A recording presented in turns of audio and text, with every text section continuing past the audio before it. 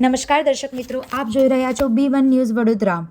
ડભોઈ નગરપાલિકા હદ વિસ્તારમાં હીરાબાગોળ બહાર વરસાદી કાંસ પસાર થાય છે, જેની બાજુમાંથી જૂની નગરપાલિકા બિલ્ડિંગ પાસે આવેલ ડ્રેનેજ પમ્પિંગ સ્ટેશનની ડ્રેનેજ લાઇન પણ પસાર થાય છે।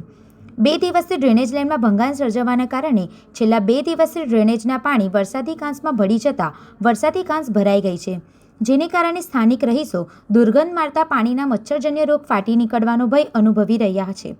ત્યારે પાલિકા પ્રશાસન દ્વારા યુદ્ધના ધોરણે આ વિસ્તારમાં ડ્રેનેજની સમસ્યા હલ કરે તેવી લોકમાંગ ઉઠવા પામી છે। રિપોર્ટર નિરંજન ચૌહાણ, ડભોઈ।